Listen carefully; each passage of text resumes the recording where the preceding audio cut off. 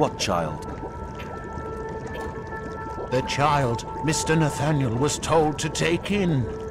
He took him into his home, despite strong opposition from Mrs. Ingrid, his wife.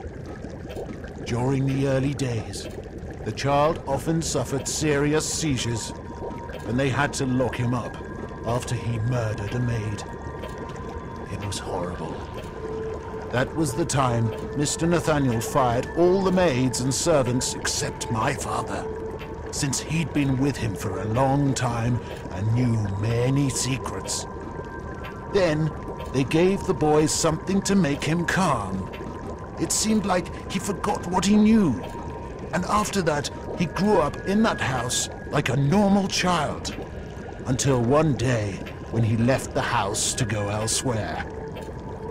I don't know where he went, but I was told he would come back when the right time came. I know he is also here. I can feel him.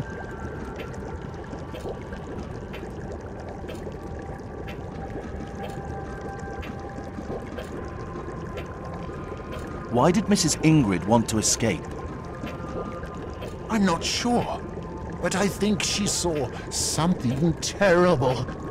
She knew a lot about the things her husband was interested in doing.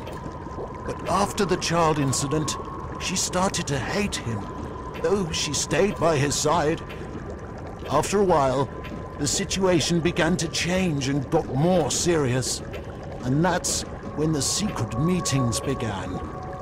She hated it all, both the meetings and those who attended them. And one day, it seemed she couldn't take it anymore and ran away. But Mr. Nathaniel's friends forced him to take her back and lock her up. They saw Mrs. Ingrid as a threat who might reveal secrets about them. He had to do as they instructed, but he wasn't happy about it.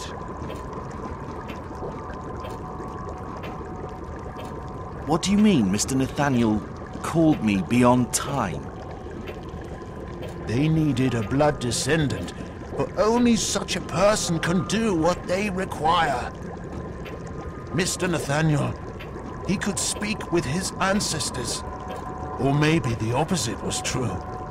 They told him to call you, and so he did.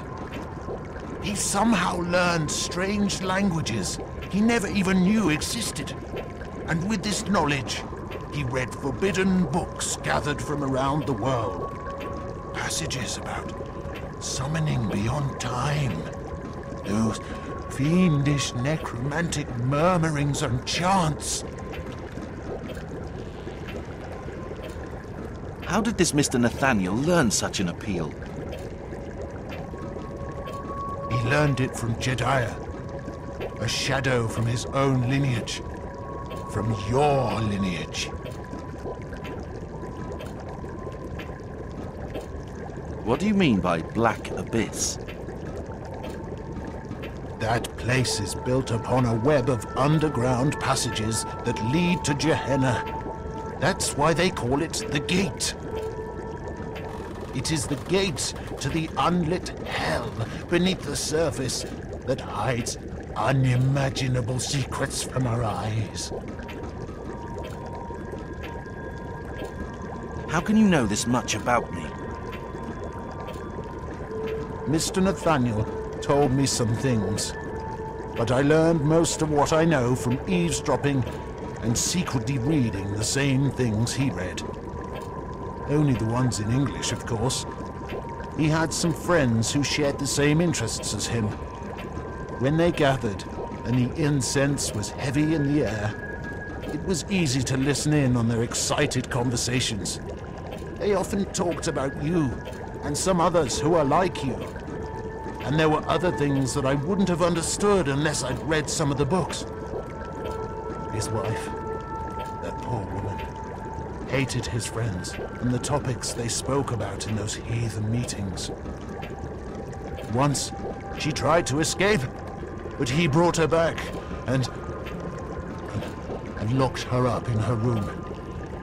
She died there. But he was not like that originally. The only mistake he made was moving into that house of his ancestors after he married. But maybe it was a fate he could not fight against.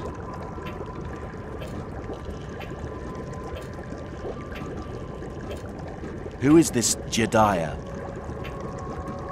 I don't know. I only know his name, and that he was from Nathaniel's bloodline. I once read in one of the books that even if you kill the physical body of some people, it doesn't mean they're really dead and will disappear from this world. They can find a way to come back, and then silently wait for their time to come. Who told him to take the child in? I don't know. It was so sudden. One particularly stormy night, a stranger came with that child. He was a tall and dangerous-looking man. All the servants were frightened of him at first sight. Yet he himself seemed afraid of the child. I listened to their conversation and learned that he could hardly speak our language. So he spoke with Mr. Nathaniel in a language that only he seemed to know. Only 2 days later did we really discover why he came. He'd brought the child from a distant place for Mr. Nathaniel to raise, and he accepted the boy in without hesitation. But he never explained why he agreed to do it. He seems completely mad. But somehow, I get the feeling his words weren't just crazed ramblings or the wild imagination of a madman.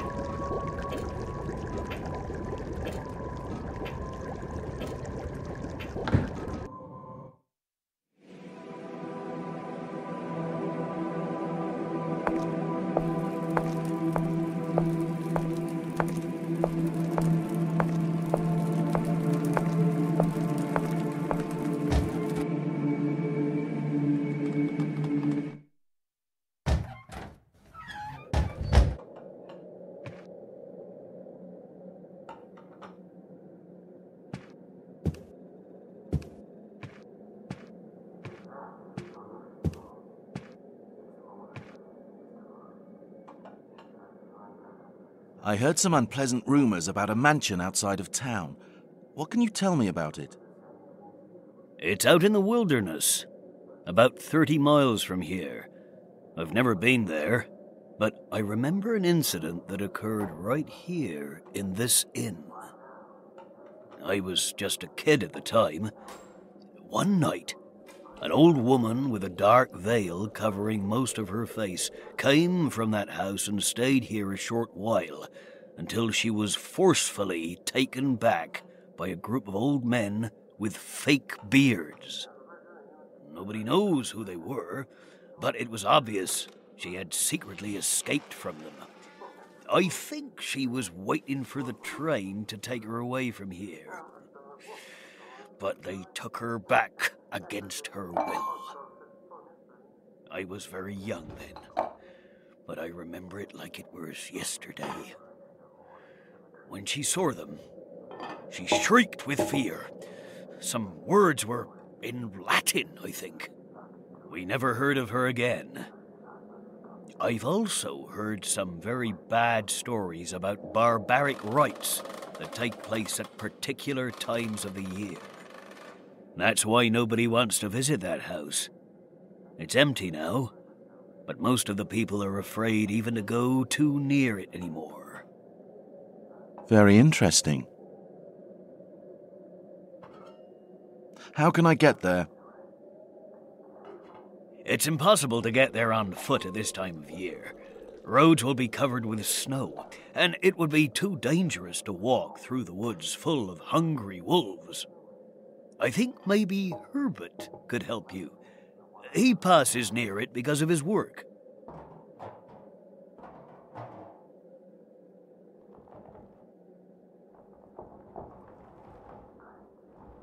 What room did the lady from that mansion stay in? I can't remember precisely, but she stayed in one of the rooms on the first floor.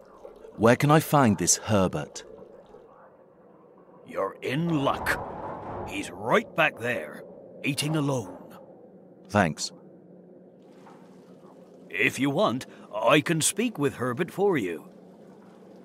He doesn't like to speak with strangers, but I am sure I can persuade him. That would be great.